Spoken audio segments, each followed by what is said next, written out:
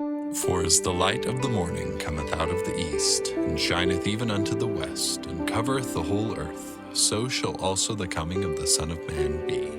Therefore sanctify yourselves, that your minds become single to God, and the days will come that you shall see him. For he will unveil his face unto you, and it shall be in his own time, and in his own way, and according to his own will. This is Unveiling Jesus Christ. Hello and welcome to Unveiling Jesus Christ. I'm John Cassanet. In my last several podcasts, I've spoken about the premortal existence and the order of creation that began with the spirit creation long before the physical creation of this world and many others like it. In my prior discussions, I mentioned that the spirit creation proceeded from the most intelligent to the least intelligent. Thus, it began with the spirit birth of Jehovah, who was the first of all God's creation in this generation because he was the most intelligent of all. After the creation of all God's spirit children, the spirit creation continued with the creation of animals and plants in their two separate classes and in descending order of intelligence. Finally, after the spirit creation of all plants, the Lord was ready to proceed with the spirit creation of worlds, beginning with worlds of the celestial order, because they have the most intelligence among this class of creation. We learned in my last podcast that Kolob was the first world of the spirit creation because it possessed the greatest intelligence and is destined to become the great governing star in the celestial kingdom after the resurrection. I've already mentioned several times then, and I will again today, that Kolob is the spirit world within this earth. In fact, that's where I'm going to be focusing on today in this podcast. For the nutshell version of this podcast, you can check out section 189 in my book that you can find on my website at unveilingjesuschrist.com. Now, I've just told you that Kolob is the spirit world within this earth, but is it? The Church of Jesus Christ of Latter-day Saints has no official position on what or where Kolob is. Efforts to identify Kolob have been deemed speculative. For example, the Encyclopedia of Mormonism states, "The Book of Abraham states that God's physical dominion or throne is located near a star called Kolob. While it might seem reasonable to suppose that this refers to some distinguishing feature of the universe, all efforts to identify it are speculative and not authoritative. Wherever Kolob is located, its purpose is to govern all planets that are of the same order as the Earth. Since Abraham says no more than that, it is not clear whether he is speaking physically, metaphorically, or allegorically. Latter-day Saints have made no definitive comment on the meaning of these passages." Close quote. These and other similar statements notwithstanding, it is surprising to me that people in the church have not figured out what Kolob is, or at least have some intimation about its meaning, since Kolob is described with significant detail in the Book of Abraham, and we even have an LDS hymn devoted to its existence, as I discussed in my last podcast, and as discussed by David O. McKay, who said, "Members of the Church of Jesus Christ of Latter-day Saints always have known through revelation of the numberless creations of God. They are taught that somewhere out in that great expanse of space is the great star Kolob that we sing about in the hymn, 'If You Could Hie to Kolob.'"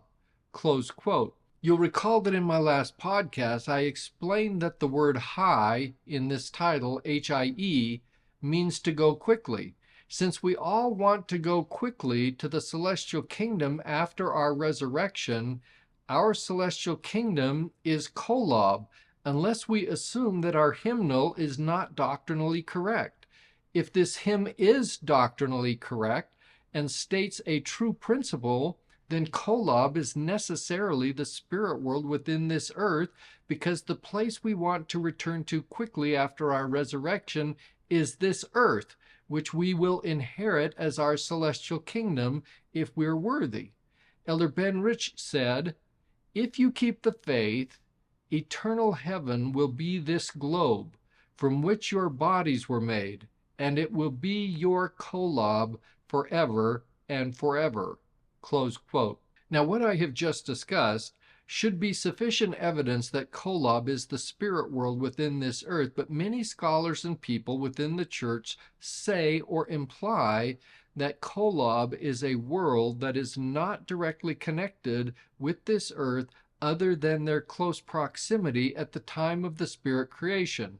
For example, Hiram Andrus has said, "A member of the church in the days of Joseph Smith reported that the prophet taught that the time will come when the earth will be restored to its former place in the cosmos and again revolve in its original orbit next to Kolob." Although this report comes secondhand, several years after the prophet's death, evidence indicates that Joseph Smith probably expressed such a view. Others who were close to him and who were instructed by him also made statements in harmony with this report. Close quote. Frank Salisbury wrote that a number of the early brethren stated that the earth was created in the vicinity of Kolob and that it fell away from Kolob at the time of the fall when Adam and Eve partook of the forbidden fruit. Close quote. John Taylor was among those that expressed such a view. Obviously, if the earth fell away from Kolob when the fall of Adam occurred, then Kolob and the earth are not connected to each other. On the other hand, the mere fact that the scriptures identify Kolob as distinct from the earth does not mean that Kolob is not also the spirit world within this earth.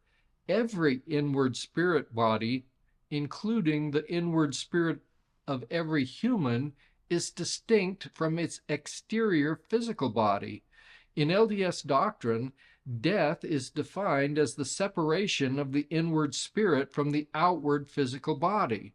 Joseph Smith said, "The spirit is a substance, that it is material, but that it is more pure, elastic, and refined matter than the body, that it existed before the body, can exist in the body, and will exist separate from the body, when the body will be moldering in the dust and will be in the resurrection again united with it." Close quote. The Encyclopedia of Mormonism also states that a spirit being who has never entered mortality is in an unembodied state. A spirit with a mortal body is in an embodied state, and the body and the spirit constitute the soul. Death is the separation of the mortal, physical body from the spirit, after which the spirit lives in a disembodied state in the postmortal spirit world, while the mortal physical body, without life, decays in the grave. In the postmortal world, the spirit awaits being re-embodied in the resurrection, which is the reuniting of the spirit and the body, never to be separated. Close quote. Since everything that exists physically in this universe had a spirit body before the physical creation, and that spirit body continues to be a separate part of every living soul, why should we be the least bit surprised that Kolob, the inward spirit of this earth, is identified as separate and distinct from this physical earth? We talk about the separateness that exists between our physical body and our inward spirit body all the time. For example, Daniel H. Ludlow said, "We also are comprised of another type of body, a spiritual body, or, as the scriptures sometimes call it, a spirit. It is this spirit that gives life to the physical body. The spirit lived and had an existence before this earth was ever created."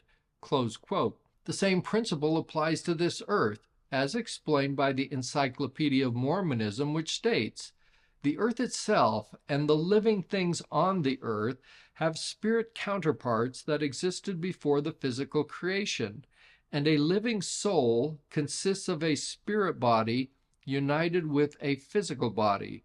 This spirit existence, where living things are composed of organized, refined spirit matter, extends beyond the human family and includes animals and plants. Little is revealed about plant spirits beyond the fact that all living things, including plants, were created as spirits before they were created with physical bodies. However, Latter-day Revelation indicates that human and animal spirits are living, active, intelligent beings, and that spirits do not need physical bodies for existence. Close quote. In other words, since Kolob was and is a celestial spirit world, as I explained in my last several podcasts, it is necessarily distinct from its outer physical world.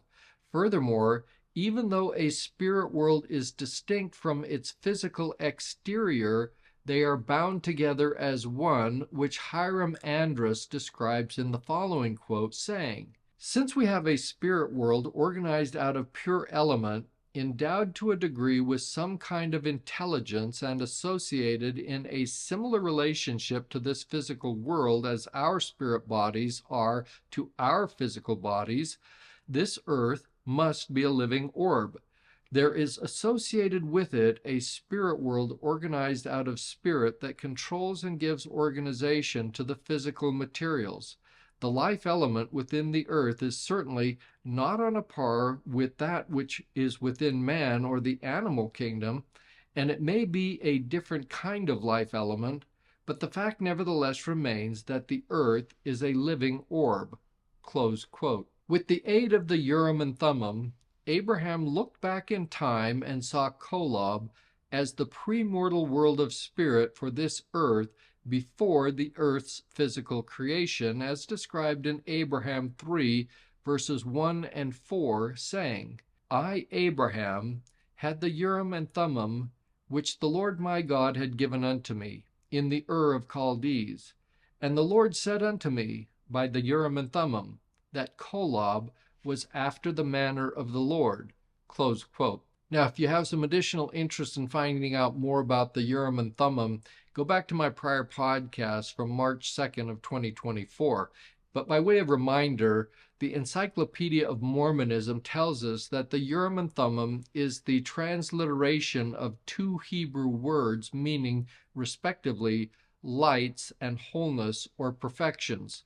Close quote. Its use anciently has been described by Victor Ludlow, who said, "As an aid to some seers like Mosiah, the Lord provided a visionary medium, a physical instrument called a Urim and Thummim, consisting of two special stones called seer stones or interpreters.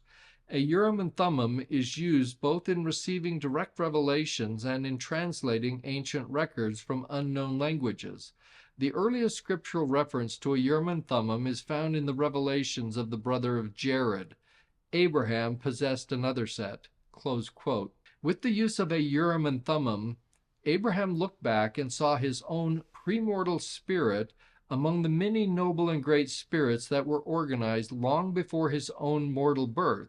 He describes this in Abraham chapter 3, verses 22 and 23, saying, "Now the Lord had shown unto me, Abraham, the intelligences that were organized before the world was.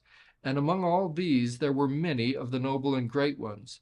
And he said unto me, Abraham, thou art one of them.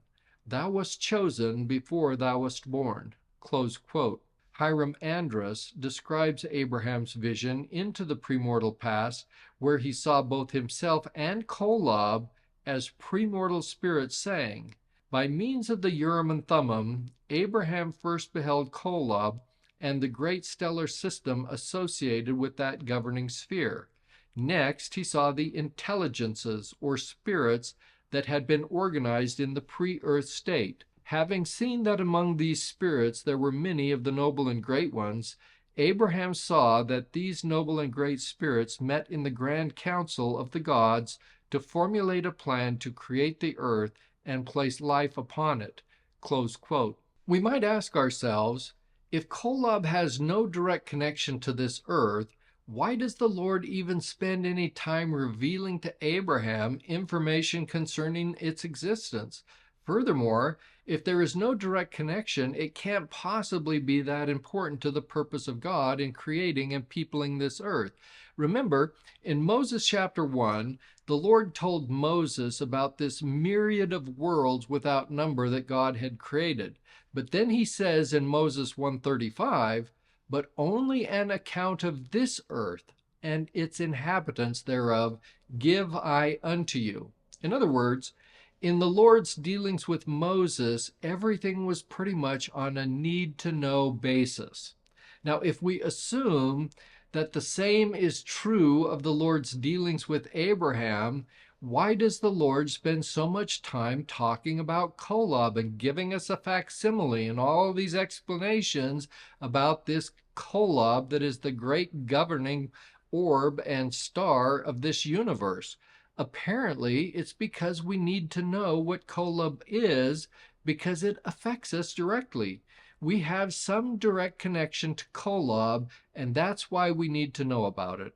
If Kolob was not the spirit world within this earth, then it probably wouldn't fall into that category of things that we need to know.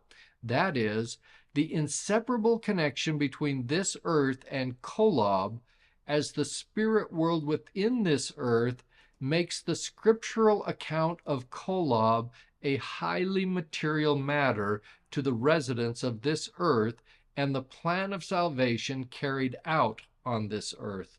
Now, in the same chapter where God describes Kolob, he describes the organization of his spirit children and his plan for organizing this earth and placing his children upon it. The direct connection between Kolob and the peopling of this earth starts to become rather obvious, at least in my humble estimation. Hiram Andrus starts to make this connection between us and Kolob, saying, by vision through the Urim and Thummim and by personal communion with God, Abraham was also shown Kolob and the great stellar system which that mighty sphere governs, the intelligences or spirits which God organized in the pre-earth state, the noble and great spirits whom God selected to be his rulers in the priesthood on earth, the grand council of the gods, where the plan was made to create and place life upon the earth, and the actual creation of the earth in 7 days of Kolob's time. Close quote. Like all other physical worlds, this earth has an inward world of spirit that gives life to the physical elements of the earth, as explained by Alvin R. Dyer, saying, the spirit world is here on the very planet where man entered into an earth-life existence. The earth and other planets of like sphere have their inward or spiritual spheres as well as their outward or temporal. Close quote. Hiram Andrus says exactly what I'm saying and will say about Kolob, even though he doesn't actually mention Kolob as the specific name for the inward spirit of this earth, saying, since we have a spirit world organized out of pure element, endowed to a degree with some kind of intelligence and associated in a similar relationship to this physical world as our spirit bodies are to our physical bodies, this earth must be a living orb. This good old earth of ours is also going through a period of temporal existence. Before its creation, its spirit world existed, as did our spirit bodies prior to the creation of our physical tabernacles. We may even have dwelt upon that spirit world in the presence of God in our premortal state. Parley P. Pratt seems to indicate that this may have been the case. Close quote.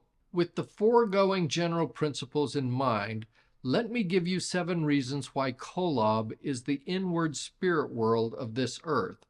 First, Kolob and this earth belong to the same order or generation of creation as we're told in Abraham 3, verses 3 and 9, which talks about the spirits of the planetary system created by God in this generation or in this same order, saying, these are the governing ones, and the name of the great one is Kolob, because it is near unto me.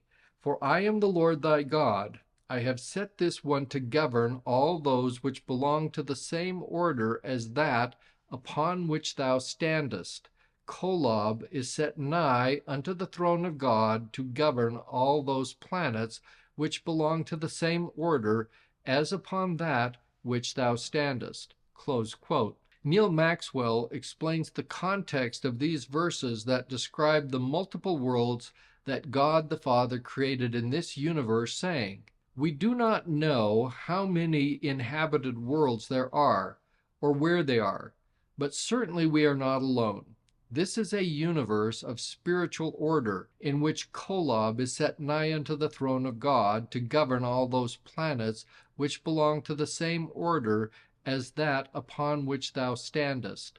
Close quote. Not only is this earth and Kolob part of the same order or generation, they share the same reckoning of time. I talked about this in my last podcast, so this should not be news to you. In brief, Abraham 3:4 tells us that Kolob was after the manner of the Lord, according to its times and seasons and the revolutions thereof, that one revolution was a day unto the Lord, after his manner of reckoning, it being 1,000 years according to the time appointed unto that whereon thou standest. Close quote. Now, at first blush, this sounds like Kolob and this earth don't share the same reckoning of time, because one day on Kolob is equal to 1,000 years of time on this earth. It sounds like they operate on two different time systems, so they can't be part of the same world. However, before the fall of Adam, time on earth was reckoned according to celestial time of Kolob. Abraham Facsimile 2, figure 1, defines celestial time, saying, "The measurement according to celestial time, which celestial time signifies one day to a cubit, one day in Kolob is equal to 1,000 years according to the measurement of this earth." Close quote. No one can doubt for even a moment that this earth is destined to become part of the celestial kingdom. Therefore, it is a celestial world, and it was governed by celestial time until it fell to the condition of a telestial world when Adam fell, as we're told by Joseph Fielding Smith, who said, the statement in the book of Abraham 5:13, which tells us that until the time of Adam, this earth was on celestial time, and Adam had not received his time of reckoning until the fall. Before that, this earth was governed by celestial time. Close quote. 5:13, which President Smith referred to in this quote, states the following: "But of the tree of knowledge of good and evil thou shalt not eat of it, for in the time that thou eatest thereof thou shalt surely die. Now I, Abraham, saw that it was after the Lord's time, which was after the time of Kolob, for as yet the gods had not appointed unto Adam his reckoning." Close quote. In this verse, the Lord warned Adam before the fall that if he ate the forbidden fruit, he would die in the same day that he partook thereof. Adam partook of the fruit, but we know that he didn't physically die until he was 930 years old. Well, the Lord was exactly right, as usual. No, as he always is. Adam died in the day he ate the fruit, because one day with the Lord is equal to 1,000 years of the earth's telestial time.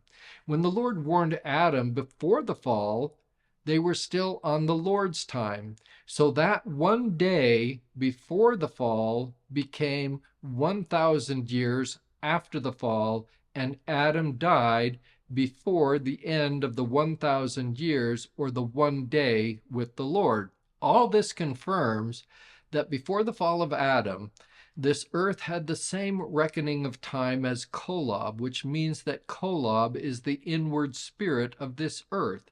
Joseph Fielding Smith further confirms this, saying, "When this earth was created, it was not according to our present time, but it was created according to Kolob's time. For the Lord has said, it was created on celestial time, which is Kolob's time." Close quote. This shared reckoning of time is critical to the unity of Kolob and this earth because a spirit body joined with its physical body must necessarily share the same reckoning of time. They're two parts of the same living soul, as we are told in D&C 88:15. Furthermore, their shared reckoning of time may be fairly inferred from Doctrine and Covenants section 130 verses 4 and 5, which states, in answer to the question, is not the reckoning of God's time, angels' time, prophets' time, and man's time according to the planet on which they reside? I answer yes. Close quote. Hieromandrus puts this scriptural statement in the context of the reckoning of time for both Kolob and this earth before and after the fall of Adam, saying, in the creation and placement of life upon the earth, the gods were operating on Kolob's time, which is the Lord's time. All these statements indicate that the earth was in a different state of existence when it was first created than it is now. Evidently, a different law then governed it. It had a different relationship to other bodies in space than it has now, including our sun and the planets in our solar system, and its reckoning of time was the same as that of Kolob, which indicates that the earth was rotating according to the same law and program as that which pertains to Kolob. Abraham's account of the creation actually starts with his vision of Kolob and the stellar system governing that great sphere. Not only does Abraham indicate that the earth is part of that great system, but he associates it directly with Kolob during the period of its creation. He also states that during the creation and for a period of time thereafter, the earth had the same schedule of time as Kolob. Close quote. The fact that Kolob and this earth share the same reckoning of time is critical because other worlds have their own unique reckoning of time. H. Donnell Peterson has said, the adaptation of 1,000 years to 1 day of celestial time is inapplicable to the years of all other planetary bodies of our system. Among the great variety of celestial kingdoms or glorified worlds, there may be many methods of measuring celestial time. Close quote. This means that worlds with differing measures of time cannot be the inward spirit of this earth. When this earth is resurrected, its time will again be reckoned according to the celestial time of Kolob, which Joseph Fielding Smith confirms, saying, we have seen that the Lord had not given to this earth its present time until after the fall. Before that time, it was subject to Kolob's time, which is eternal time. After the temporal existence of the earth is finished, it will again go back on celestial time, and there shall be time no longer. Close quote. In a future podcast, I will discuss the premortal grand council in heaven that was convened on Kolob before the physical creation. I've alluded to this previously, so this should come as no surprise. However, until I can discuss the location of the grand council in more detail, you're going to have to accept for now, even if only hypothetically, that the grand council took place on Kolob. And if that is the case, then this means that we lived as spirits on Kolob in premortality, which is the conclusion of Joseph Fielding McConkie, who said, if Kolob, the planet nearest to the residence of God, is where the Grand Council was held, it seems reasonable to suppose that it was also the planet upon which we resided in our premortal estate. Close quote. Parley P. Pratt confirms that view, saying, the science of history will, in its vast compilations, embrace and include all nations, all ages, and all generations, all the planetary systems in all their varied progress and changes, in all their productions and attributes. It will trace our race in all its successive immigrations, colonies, states, kingdoms, and empires, from their first existence on that great central governing planet or sun called Kolob. Close quote. If Kolob was the spirit world where we resided in premortality, and I believe that to be the case, and it is also the place we will inhabit as our celestial kingdom after the resurrection, how can it not be the place where we were appointed to live in mortality? The only way for us to live on Kolob during our mortal existence is for Kolob to be the inward spirit world within this earth. As further evidence that Kolob is the spirit world within this earth, consider the fact that the post-mortal spirit world for this earth is also within or upon this earth. Now, this is a well-established doctrine within the church, as indicated by this statement from Bruce R. McConkie, who said, "The spirit that enters the body before birth leaves it at death and immediately finds itself in the spirit world. That world is upon this earth." Joseph Smith said, "The spirits of the just are not far from us." Close quote. The Doctrine and Covenants Encyclopedia further states, both President Brigham Young and Elder Parley P. Pratt taught that the spirit world is behind the veil right here on this earth. Elder Pratt said, "As to its location, it is here on the very planet where we were born, or in other words, the earth and other planets of a like sphere have their inward or spiritual spheres as well as their outward or temporal. The one is peopled by temporal tabernacles and the other by spirits. A veil is drawn between the one sphere and the other, whereby all the objects in the spiritual sphere are rendered invisible to those in the temporal." Close quote. So let's connect a few dots between what we have just discussed. Kolob is the spirit world where we dwelt in premortality. Kolob is the earth we will inherit as our celestial kingdom if we are worthy. If Kolob is the earth we will inherit after the resurrection, and we are already living on it in mortality, then Kolob and this earth must be one and the same. That is, Kolob must be the spirit world within this earth. Furthermore, the post-mortal spirit world is also within or upon this earth, and the post-mortal spirit world is in the likeness of the premortal spirit world that we know to be Kolob, as stated by Brent Topp, saying, "The premortal estate served as a pattern or type in many ways for this temporal existence, as well as for the post-mortal spirit world. It is interesting to then look back at the premortal home through descriptions of those post-mortal realms that are patterned after the first estate." Close quote. The fact that the post-mortal spirit world of this earth is also the premortal spirit world of this earth, or Kolob, is demonstrated by the fact that when people die, their disembodied spirits return to the spirit world from whence they came as premortal spirits. Ecclesiastes 12:7 states, "Then shall the dust return to the earth as it was, and the spirit shall return unto God who gave it." Close quote. The same thought or principle is incorporated into this comment by Anthony W. Ivins, who said, "The spirits of all men existed in a premortal state before coming to this earth to be clothed upon with mortality, that after death they returned to the spirit world to await the resurrection."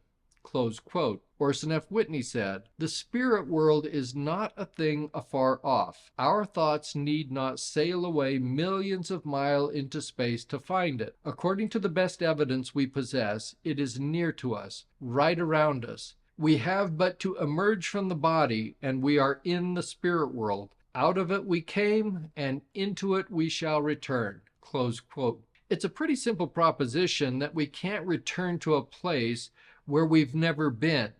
Therefore, if the post-mortal spirit world is the same spirit world as the premortal spirit world that we all return to, then the post-mortal spirit world that is within or on this earth is Kolob, because Kolob is our premortal spirit world.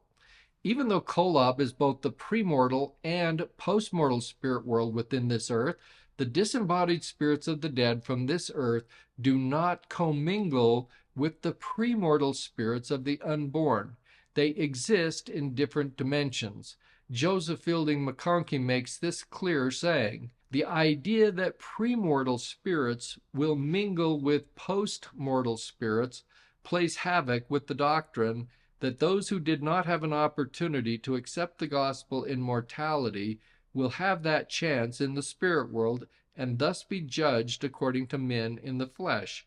Close quote. Doctrine and Covenants, section 130, verse 5, confirms Kolob's continuous connection to this earth and her inhabitants from premortality to mortality and to postmortality, saying, "There are no angels who minister to this earth, but those who do belong or have belonged to it." Close quote. In other words, if Kolob is not the spirit world within this earth, we've got spirits coming onto these different spirit worlds that don't really belong to it, and it wreaks havoc with the whole system and plan of salvation. George Hugh Cannon adds to our understanding of this verse in section 130, saying, "We have no doubt of the correctness of the statement of the prophet Joseph Smith that," and he quotes D&C 130, verse 5, "but that does not necessarily imply that they did not belong to the earth before they took a mortal body. In our opinion, they belong to this earth from the time of its creation, when they covenanted to come and take bodies thereon at the time the morning stars sang together and all the sons of God shouted for joy."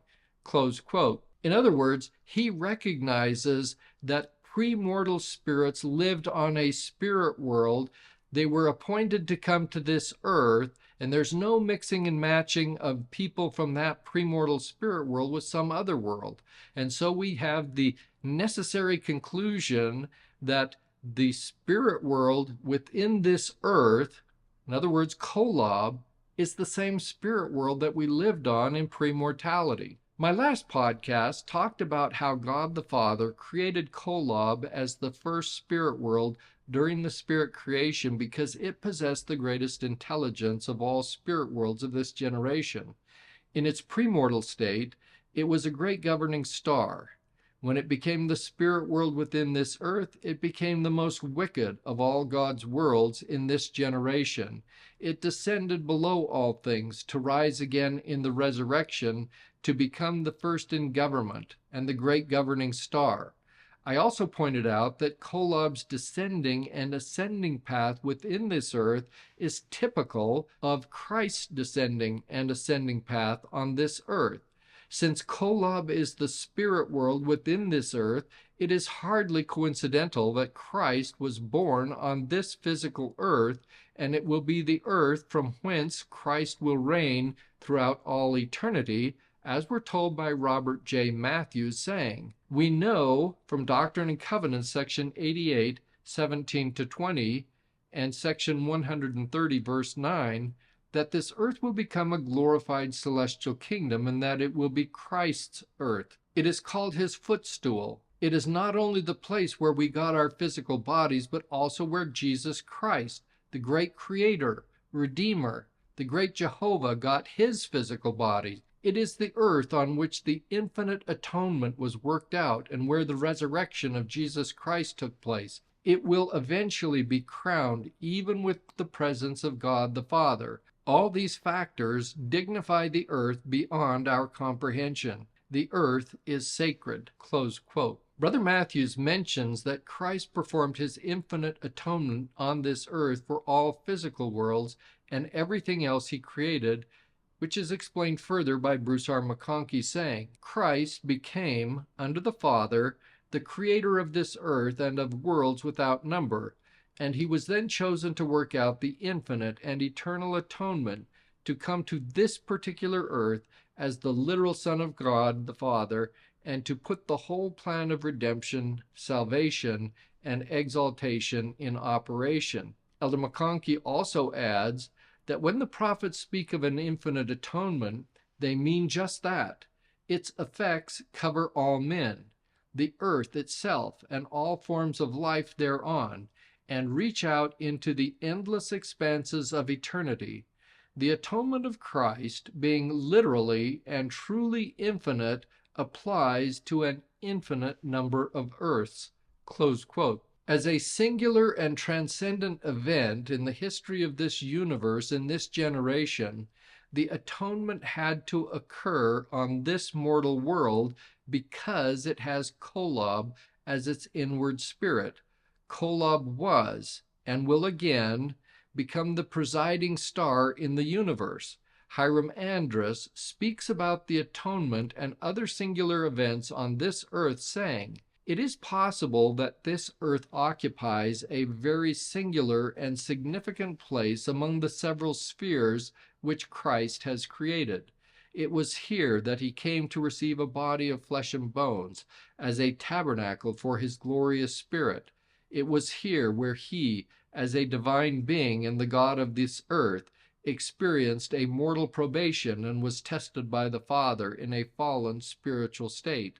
Finally, it was here that Christ made his infinite atonement, that he might redeem all that the Father had put into his power and made by him."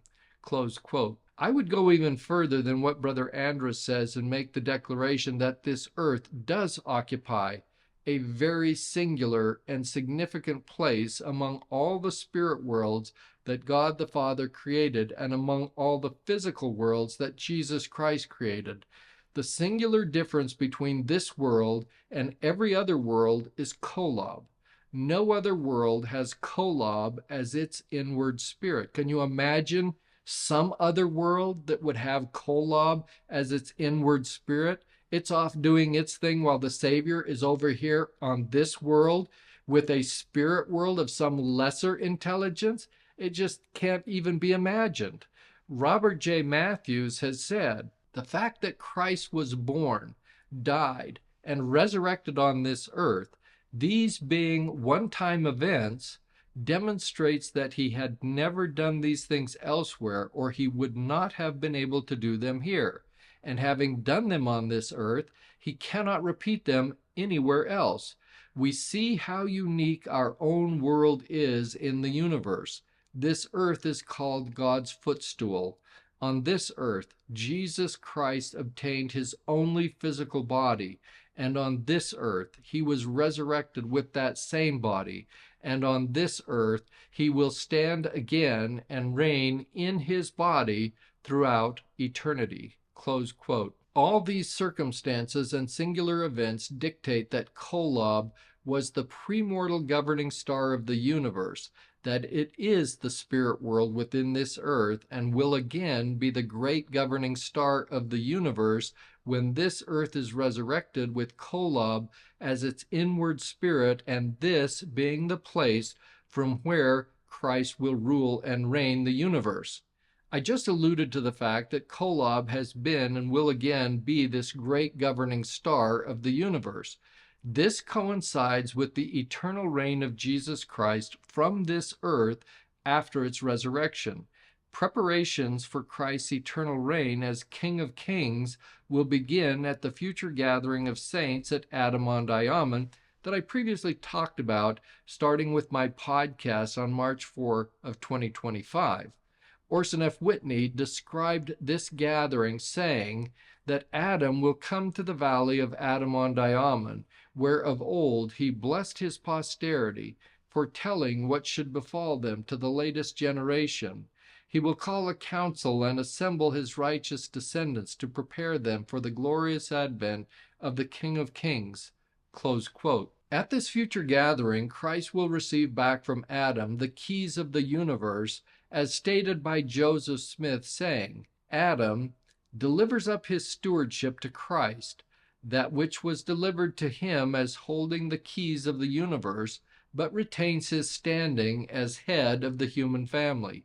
Close quote. The Encyclopedia of Mormonism explains this transition of power and transfer of keys at Adam-ondi-Ahman, saying, "As the first on this earth to receive priesthood keys, Adam continues to dispense authority to others and to watch over priesthood administration on the earth.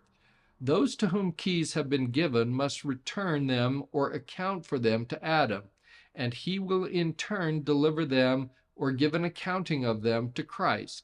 This will occur when the Ancient of Days, Adam, attends the council at Adam-ondi-Ahman, preliminary to the second coming of Christ. Close quote. The keys of the universe obviously transcend the limits and bounds of this earth, which Hiram Andrus recognizes in the following quote, saying, "The fact that the gods contemplated the creation of more than one world implies that leaders representing spheres other than our own spirit world may have been present at the grand council of the gods. Such an assumption is in harmony with Joseph Smith's declaration that Jesus holds the keys of the universe.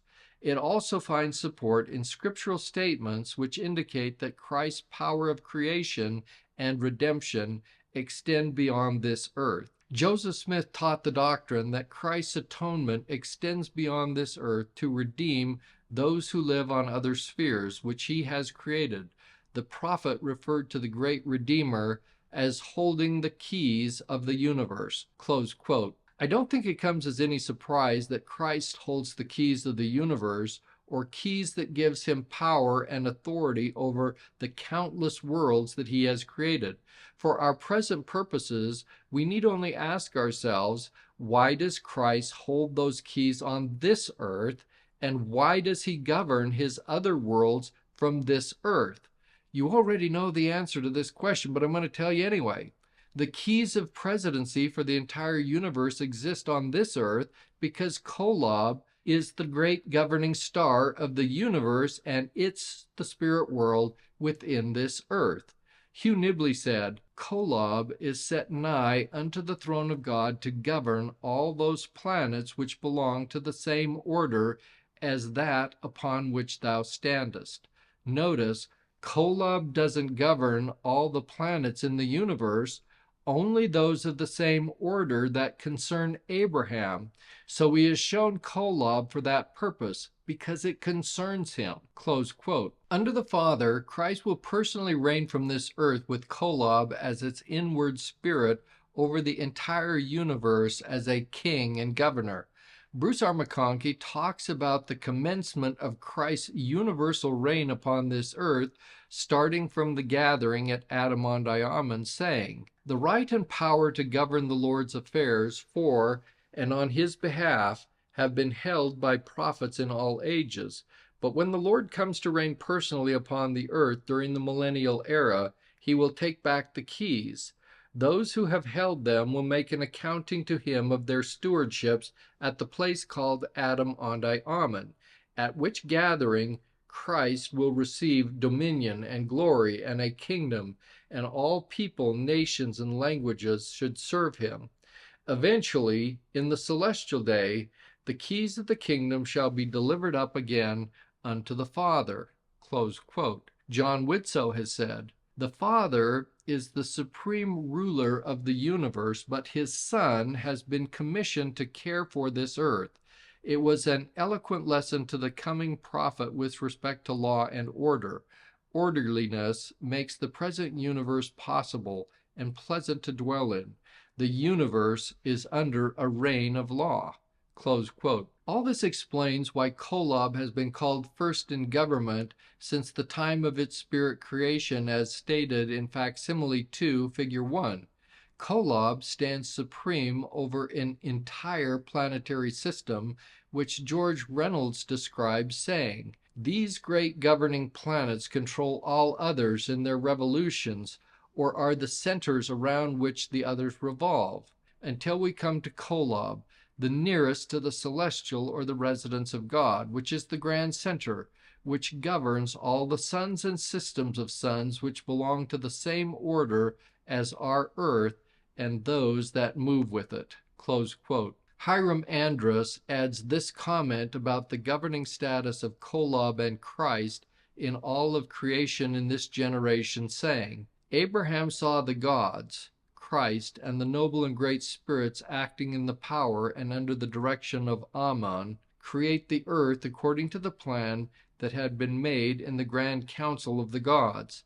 It is apparent, therefore, that Abraham is relating the story of the organization of a sphere within the great stellar system over which Kolob presides as the governing body, and Kolob and its related stellar system is the context or setting that one must see in order to appreciate the contributions the great patriarch makes to an understanding of the creation. Close quote. Of all other worlds ever created by Christ in this universe, only Kolob will achieve the status of first in government and the great governing star.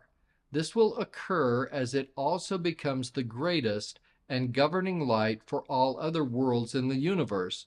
Joseph Fielding Smith describes the process of its becoming such, saying, "But the earth will be quickened again and resurrected to celestial glory, developed into perfections as one of the family of worlds fitted for the Creator's presence, all its latent light awakened into scintillating action. It will move up into its place among the orbs governed by celestial time, and shining like a sea of glass mingled with fire, every tint and color of the heavenly bow radiating from its surface. The ransomed of the Lord will dwell upon it. The highest beings of the ancient orbs will visit it. The garden of God will again adorn it. The heavenly government will prevail in every part. Jesus will reign as its king." Close quote. Some people conclude that Kolob cannot be the spirit world within this earth because Abraham 3:16 describes Kolob in the present verb tense as the greatest of all the Kokabim, or stars, nearest the throne of God, saying, "Kolob is the greatest of all the Kokabim that thou hast seen, because it is nearest unto me." Close quote. The present tense in this verse implies that at the time of Abraham's vision, Kolob was then a shining star or sun located nearest to God's throne. If that truly was Kolob's condition at the time of Abraham's vision, then Kolob could not be the spirit world within this earth, because the earth fell away from God's presence when Adam fell, as I've already discussed. The fall of Adam did not cause the earth to die, but merely transformed the earth from a terrestrial state into a telestial or mortal state. In other words, the earth's inward spirit remained joined to its physical element during the fall of Adam. It follows, therefore, that earth's physical body and its inward spirit fell away from God's throne together when Adam fell. If they actually separated such that Kolob remained near God's throne and the physical earth fell away, then the earth would die and become lifeless, as indicated by this analogous statement by Hiram Andrus, saying, "Following the millennium, the earth will die. Its spirit world will be separated from the elements of the physical earth, and as a result, the physical elements will disintegrate." Close quote. Since this world was very much alive after the fall of Adam and did not separate from its inward spirit, Kolob could not be the spirit world within this fallen earth at the time of Abraham's vision if Kolob was still nearest the throne of God at that same moment. Based on the verb tenses, I get the apparent reluctance of some people to equate Kolob with the inward spirit of this earth. However, the present verb tense in Abraham 3 does not contradict the truth that Kolob is the spirit world within this fallen earth. The present tense found in Abraham 3 is simply a manner of speech rather than a statement of present condition. This happens all the time. Present verb tenses are used in the scriptures to describe events both past and future. Hugh Nibley illustrates the use of the present tense to describe events in the future, saying, "Speaking in the present tense, Lehi sees the descendants of Laman and Lemuel visited by the sword and by famine, and are hated and are led according to the will and captivity of the devil." Close quote. Then we also have visions of the past spoken of in the present tense. particularly in the book of Abraham. For example, Abraham looked into the premortal past and described the events of the Grand Council as though they were then in progress. Abraham 3:24 states, "And there stood one among them that was like unto God. And he said unto those who were with him, We will go down, for there is space there, and we will take of these materials, and we will make an earth whereon these may dwell, and we will prove them herewith, to see if they will do all things whatsoever the Lord their God shall command them." Close quote. God sees all things past, present, and future and reveals them to prophets as though events from the past are part of the present. Moses 1:6 states, "There is no God beside me, and all things are present with me, for I know them all." Close quote. Neil Maxwell talks about this all-seeing quality of God, saying, God, since all things are present with him, is not simply predicting based solely on the past in ways that are not clear to us. He sees rather than foresees the future, because all things are at once present before him. Close quote. Joseph Fielding McConkie quoted Moses 1:6 and said, "For God, past, present, and future, are always before him as one. Exalted beings reside in the presence of God on a globe like a sea of glass and fire, where all things for their glory are manifest, past, present, and future, and are continually before the Lord." Close quote. Based on the foregoing, it is clear that Abraham spoke of the past as though it was the present. That is, he saw Kolob as a spirit world nearest unto God before the physical creation and before the fall of Adam, and he simply spoke as though it was presently before his eyes in the present tense. Everybody recognizes this to be the case. For example, George Q. Cannon said, "By this record," meaning the book of Abraham, "the father of the faithful makes known what the Lord Almighty had shown to him concerning the things that were before the world was. And he declares that he did penetrate the mysteries of the heavens, even unto Kolob, the star which is nearest the throne of God, the eternal one." Close quote. Bruce R. McConkie also said, "Abraham saw all the hosts of the spirits in their pre-existent home. They were identified as the intelligences that were organized before the world was. They were called souls and spirits, and the noble and great ones among them were foreordained to perform prophetic labors in mortality. Abraham saw that there stood one among them that was like unto God. This one, unto the Father, became the Creator, and was chosen and foreordained to be the Redeemer," citing Abraham 3, verses 22 through 28. Close quote. These verses cited by Elder McConkie are very interesting because in them, Abraham saw these noble and great spirits, and then the Lord said to him in Abraham 3:23, "Abraham, thou art one of them.